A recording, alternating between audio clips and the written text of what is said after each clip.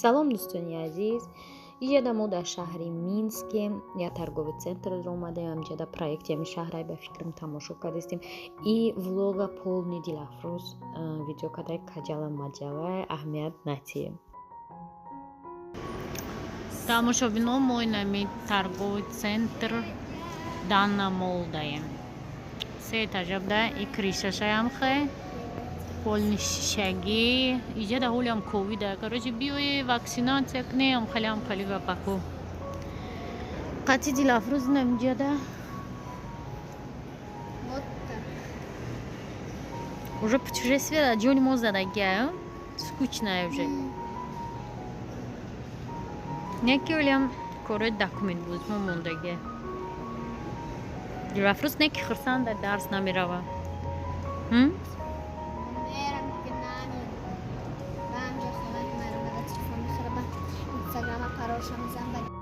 берун буромадем қайдга тамошо кунӣ. Ҳамҷада да 20 этажо зиндагӣ мекунем. Наздики монда чӣ будай?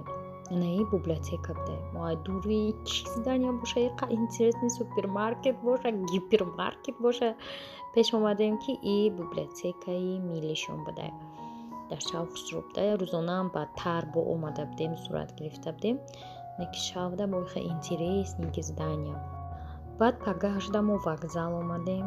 Ана вокзалда рӯзи истиқлолият будай, 17 сентябр буд.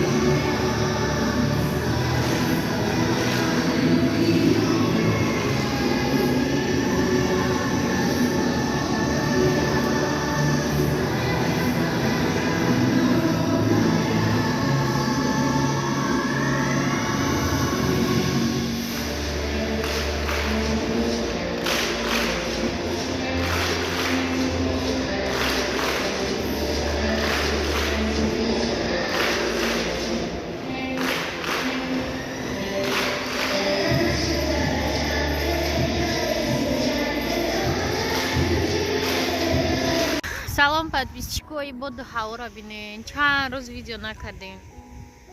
Ҳанами ҷо даем нигоҳ кунед чӣ хушрӯ. Дилафрӯз қасд ториска чико.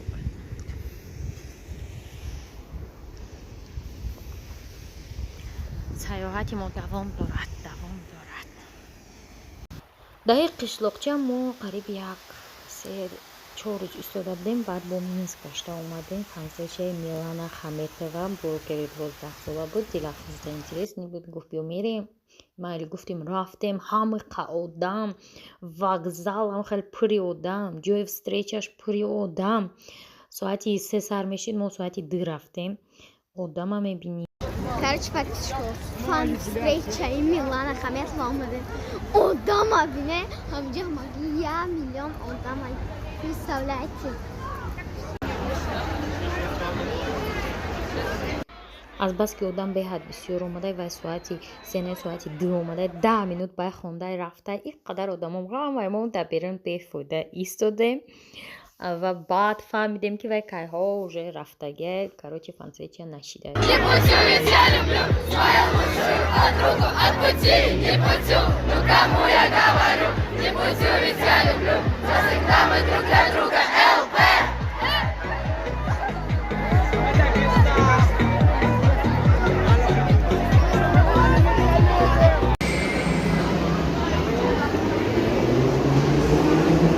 Пишак дастам, кому ждать дора.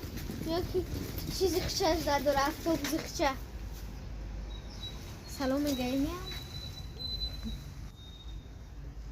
Ма хали чира диден?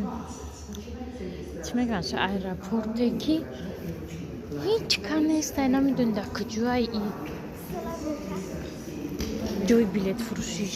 Ҳама растай дар ҷо коронавирус. ҳолиам бовар мекунед?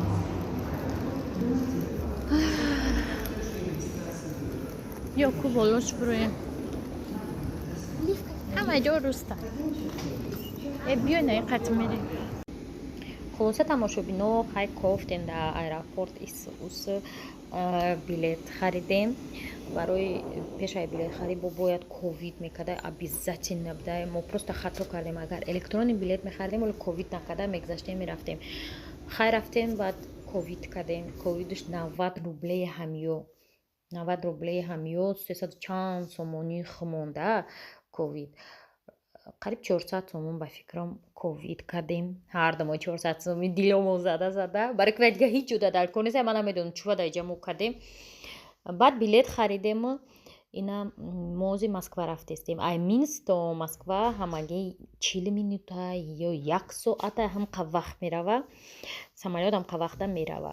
Хулоса хай ина иҷада ҳавора чӣ хеле мебинӣ. Офтоб вай ҳавош қариб ки фақат софайда. Ҳозир мо ба тарафи зимистони Россия рафтестем. Барои ки вақте ки Россия рафтем уже хунукиш деста буд. Дар Минск мо қариб 1 моҳ 3 рӯз кам 1 моҳ истода будем. Ана рӯзи 29 август мо омада будем ва ина 26 август мо парвоз дорем. Дар ин 1 моҳ мо дар кадом шаҳрое набудем. Шаҳри Минск, шаҳри Брест, шаҳрчаи Ошмяны. Бисёртар Минск будем да. Ҳай беҳад бисёр тамошо кардем. Ман беҳад бисёр видео карда будам ва мехел шуд ки видеоҳо удалит шидан. Барои ҳамин воҷ ай кадрои майда ман влог сохтаистам. Видеоҳои интересни дар бораи магазинҳошон, нархҳошон, умуман ҳамин кӯча як гала карда будам, ҳамаш қариб ки удалит шид.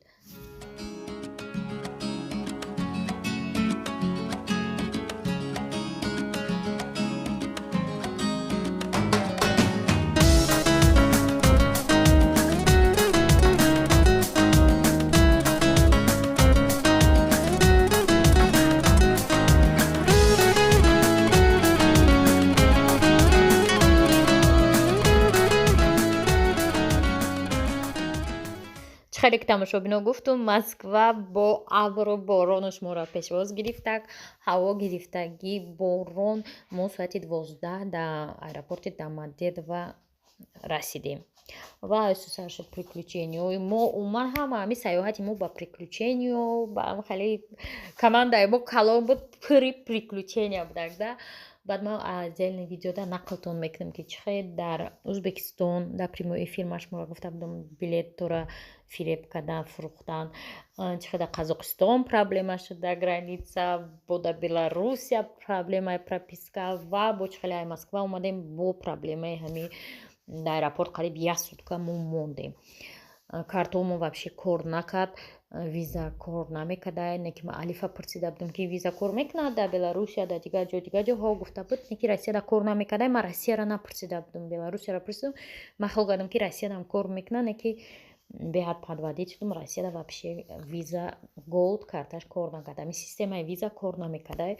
Ба ҳамин хотир 1 сутка мо фақат дар аэропорт мондем.